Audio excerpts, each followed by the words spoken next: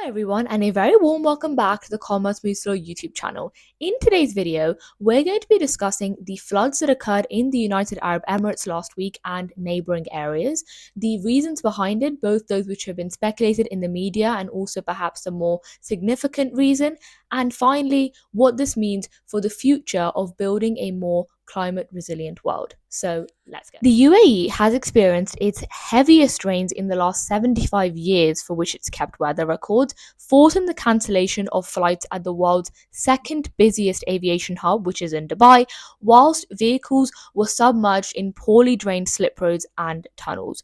Now, footage from the center of Dubai showed a dozen of these submerged vehicles on a flooded part of Sheikh Zayed Road, the most busy 12-lane highway in Dubai, as well as long traffic jams elsewhere. Now, commuters were seen walking across the road through giant puddles, trying to find alternative methods of transportation, and some of those stuck had actually travelled from abroad to Dubai to attend the World Blockchain Summit, which was a crypto conference that was scheduled for early this week. Now, floodwaters cascaded malls on Tuesday, whilst in the most violent periods of the storm, furniture was hurled from balconies while the sky turned green. And the rising waters also flooded villas in the city's desert outskirts, where residents were canoeing and jet skiing alongside submerged roads. So, as you can see, this paints a picture of just how devastating these floods were in Dubai. Now, the rains began on Monday night last week, and by Tuesday evening, more than 142 millimeters had soaked in Dubai.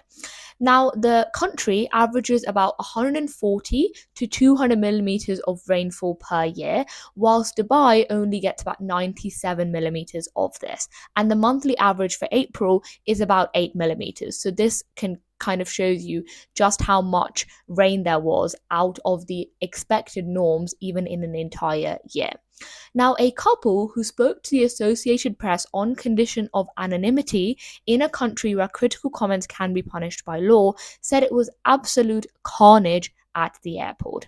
And Paul Griffiths, the airport CEO, said in living memory, "I don't think anyone has seen conditions like it," and explained how they were absolutely in uncharted territory. Now, Tuesday's heaviest rainfall was at Fujairah, an emirate on the UAE's eastern coast, where there was about 14.5 centimeters or 5.7 inches of rainfall. One Emirati man, a 70-year-old, was reportedly killed in flash flooding in Ras Al Khaimah, and in neighbouring Oman, at least 18 people were killed in the heavy rains in recent days, including 10 school children and an adult who was swept away in a vehicle. Now, this didn't just stop in the UAE, so at least 63 people, including 15 children, have died in Pakistan last week, some after buildings collapsed because of heavy rains and flooding as the rain shifted east on Wednesday. And dozens of people have also died in neighbouring Afghanistan due to these flash floods. So this gives you an idea of just how intense and what sort of damage has been done because of these floods. Now let's have a quick look at the reasons behind it. So officials in Dubai are somewhat justifiably concerned about the growing frequencies of these sorts of large-scale storms in the city, whilst drainage systems are overcome during periods of such heavy rainfall. So some media reports have suggested that the rains may have been made worse by a phenomenon known as cloud seeding, a common practice in the Emirates to encourage clouds to produce precipitation by releasing salt particles in the air, often using planes. Now, the salt released in these cloud seeding operations helps water droplets to form and then increases the chance of rain. However, the National Centre of Meteorology, the NCM, which oversees such operations in the UAE, told CNBC that no missions had been dispatched for seeding operations before or during this weather episode, but confirmed that operations were performed on Sunday and on Monday. Now, there's been a lot of speculation about this in the media, and there have been a lot of reports coming forward of potentially people saying things like maybe cloud seeding had a role. However, I think at this point it's very important to go beyond the realms of social media and these viral videos and try and understand from experts what they think the reasoning behind it is. So, Martin Ambom, a professor of atmospheric physics and dynamics at the University of Reading, said he had spoken to meteorologists at the NCM who had denied that cloud seeding had taken place, and said cloud seeding, certainly in the Emirates, is used for clouds that don't normally produce rain. You'd not normally develop a severe storm out of that, adding that it would be totally pointless to try and seed clouds that were already likely to produce downpours. Now, even the most optimistic assessments of cloud seeding say it can increase rainfall by a maximum of 25% annually. In other words, it would have rained anyway, and if cloud seeding did have an impact, it would only slightly increase the amount of precipitation that already fell. So there still isn't significant or sort of accurate evidence yet about the actual effectiveness of cloud seeding in warm climates. So even if it does work, it can't produce rain out of thin air. It can only enhance what's already in the sky. And perhaps the best evidence that cloud seeding wasn't involved in these floods is the fact that it rained all over the region. Oman didn't do any cloud seeding, but it was even more affected by the flooding, with a lot of casualties, as we explored in the first section. So, this cloud seeding and especially the speculation behind it doesn't just stop in the UAE. So, in February of this year, social media users charged officials working on a cloud seeding operation in California with causing the storms that hit the state, despite the technology not even being used before the storms in question. And in Australia in 2022, as the nation down under had severe rainfall, social media users again recirculated an old news clip that questioned if there was a link between cloud seeding and flooding, but no link could actually be established in a factual manner. So, in a publication for the Bulletin of Atomic Scientists, Laura Cole, who is a public policy professor at Northeastern University, argues that cloud seeding may do more harm than good due to these uncertainties, and because, given its limited effectiveness, as we've just explored, it promotes a sense of something called techno-optimism and can actually try and or drive forward vulnerabilities like unsustainable water use and unequal distribution of access to water. And this has been supported by other criticisms. So critics argue that seeding clouds in one region may simply deprive another of rain, as the clouds will unleash precipitation before they are meant to. And Iran, for years, has accused its neighbors of stealing their rain. And others have expressed health concerns about the chemicals used to seed such clouds. So, silver iodide, which is a common substance that is used, may be toxic to animals, although, again, there isn't kind of factual evidence or enough evidence yet to completely prove that link. Now, really, extreme rainfall is more common and more intense because of human caused climate breakdown across most of the world. And we have seen this growing in numbers across various different countries. So, this is because warmer air can hold more water vapor, and it's more likely that flooding has become more frequent and severe as a result of this. So, let's try and explore the reason of climate change a little bit further.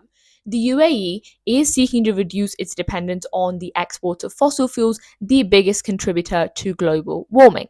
Now, Dubai hosted the COP28 climate summit last year, where a historic agreement was made to establish a loss and damage fund for poorer nations and to transition away from fossil fuels. And Abu Dhabi is currently hosting an assembly of the International Renewable Energy Agency. So, clearly there is at least a commitment to try and transition away from factors like fossil fuels and burning fossil fuels, which is increasing climate change and is increasing the effects of climate change, not just in poor nations, but as we have seen now, even in the rich parts of the UAE. So Dubai has expanded rapidly over the past few decades, but little attention has been paid to the infrastructure, things like storm drains, that could help it deal with a sudden influx of water like we saw last week. It's largely concrete and glass, and there is very little green space to soak up any rainfall. The result is that it is chaos whenever it rains. Even though enough rain fell in a day that would fall in the 12 months, this does show the deficiency of building a city in the desert, which is kind of built with amazing infrastructure, but not really enough drainage systems. Now, as the planet heats up, and this is one that we've heard before, right? The complex weather dynamics of the region are shifting and changing in ways that are clearly bringing in more violent storms. Now, city planners around the world are trying to make their cities spongier, essentially to help deal with flash flooding and save more water for drier parts of the year. So instead of using cloud seeding to turn the city and the sky into a sponge, Dubai would be better off trying to turn the city into one instead. Now, climate change, on top of natural weather and climate processes, is the cause of a lot of the extreme weather that we are seeing across the world.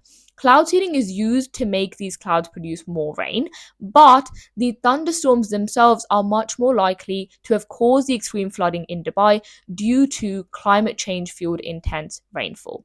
So I think the message sort of from this story and from exploring these different reasons is that yes, things like cloud seeding and kind of artificial structures such as these can kind of induce rainfall, and sometimes that can be to the detriment of a city when it gets increasingly worse than expected.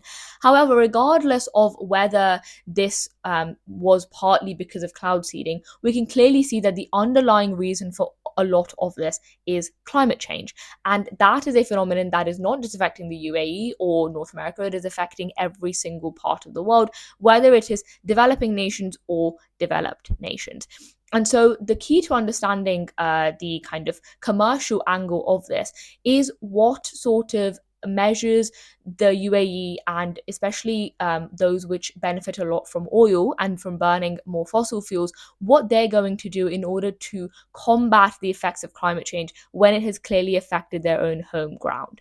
So I think that this story is really interesting in seeing that, it's something that's unexpected. Perhaps not a lot of us would imagine that there would be such a massive downpour in, a desert city, especially now that Dubai is growing in terms of its tourist attractions, in terms of becoming a kind of an aviation hub, as we've seen, and also in terms of bringing in people, whether it's topics like crypto, tech, and even renewable energy. Ironically, it's important to understand what the city can do in itself to build its infrastructure and become more resilient to these floods, but also to prevent them rather than just trying to induce rainfall through things like cloud seeding or other measures. And with that, thank you so much for watching this video. I hope that it was useful and I hope that you learned something from it. This was maybe slightly different to some of our other videos where we normally kind of discuss very commercial heavy news stories. I guess this was more of a holistic perspective of understanding, one, that sometimes reasons mentioned on social media, or sort of, fast media in that sense, may not always be the most accurate and can be more speculative. It's important to understand the long-term reasons for such events like this, and also understand what a holistic perspective looks like. So I hope that that's a message you've taken away from today's video. And also, if you do have any other comments or thoughts, please do leave them down below. I'd be very interested to hear what you think of the story, and also how you think it will play out in terms of the impact it's going to have on the future activities of governments and officials in the UAE.